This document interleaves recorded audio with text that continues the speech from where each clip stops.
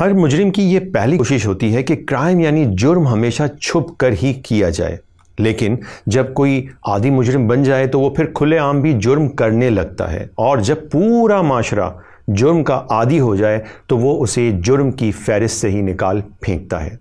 Homo sexuality یعنی ہم جنس پرستی ایک تباہ کن جرم ہے جس سے عجیب و غریب خطرناک نئی بیماریاں پھیلتی ہیں اور خاندانی نظام ختم ہو جاتا ہے، اخلاقی اور نفسیاتی مسائل جنم لیتے ہیں، اور سب سے بڑھ کر یہ کہ ہم جنس پرستی سخت ترین گناہ اور اللہ کے عذاب کو دعوت دینے والا کام ہے۔ لیکن اب دنیا کے اکثر طاقتور معاشرے اس جرم سے مکمل آلودہ ہو چکے ہیں، اور وہاں کی اکثریت کو یہ کام، یہ جرم، گناہ اور برا ہی نہیں لگتا۔ وہ نہیں چاہتے کہ دنیا میں کوئی انہیں اس گندے کام کی وجہ سے برا سمجھے، اس لیے انہوں نے اس کی ڈیفینیشن ہی بدل دی ہے۔ اب اسے ہیومن رائٹس میں شمار کیا جاتا ہے، اور اس مقصد کے لیے پاکستان میں بھی زور و شور سے کام کیا جا رہا ہے، اور ہماری بڑی سیاسی جماعتوں اور ان کی حکومتوں نے ایسا قانون بنا دیا ہے کہ اگر کوئی ایسے لوگوں کو پاکستان میں روکنا چاہے تو وہ قانون انہیں یعنی ہم جنس پرستوں کو تحفظ فراہم کرے گا۔ لاہور کے ایک پرائیویٹ اسکول نے ایک تقریب رکھی جس میں پاکستان میں LGBTQ+ کے نمائندے ڈاکٹر موئز کو بھی تقریر کے لیے بلا لیا۔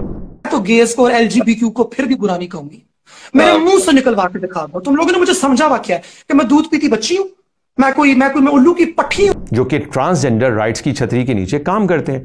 لیکن اللہ کا شکر ہے والدین نے اس پر احتجاج کیا۔ اسکول میں مشہور ڈیزائنر ماریا بی کے بچے بھی پڑھتے ہیں، اور انہوں نے بتایا کہ ڈاکٹر موئز حقیقت میں تو ایک مرد ہے اور پیدائشی انٹرسیکس یا خسرہ نہیں ہے جن کے لیے ہمارے دلوں میں ہمدردی ہوتی ہے۔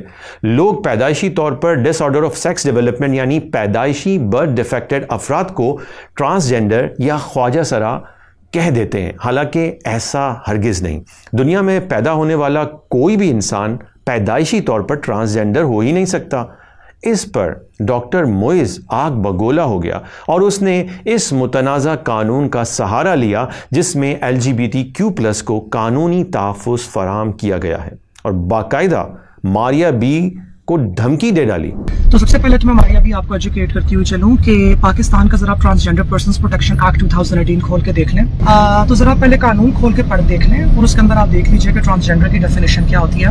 And perhaps if you still want to continue spreading disinformation, then my lawyer and your lawyer can have a great conversation. How do you feel about that?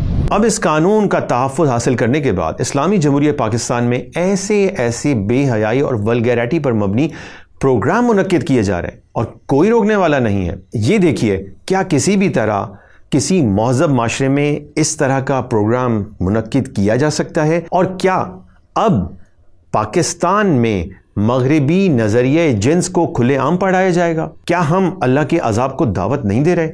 ایسی جرت تو حضرت لوط علیہ السلام کی قوم نے بھی شاید نہیں کی، جیسے گھناؤنے کام اس جدید نظریے کے تحت کیے جا رہے ہیں۔ کیا ہمارے حکمران اسی طرح ویس کی غلامی جاری رکھیں گے؟ عمران خان کی پاپولر حکومت نے بھی اس قانون کے نفاذ میں بھرپور کردار ادا کیا ہے۔ میرا ان سے سوال ہے کہ کیا ریاست مدینہ میں اس قانون اور جرم کی گنجائش ہو سکتی ہے؟ علماء، سیاستدان، اساتذہ، اسلامی سیاسی جماعتیں، فلاحی ادارے اور عام عوام اگر اسی طرح خاموش بیٹھے رہے تو یاد رکھیں، ان کی یہ خاموش نیکوکاری اور پارسائی اللہ کے عذاب کو نہیں روک سکتی۔ اگر آپ ہماری باتوں سے متفق ہیں اور کچھ کرنا چاہتے ہیں تو شعور سے رابطہ کریں۔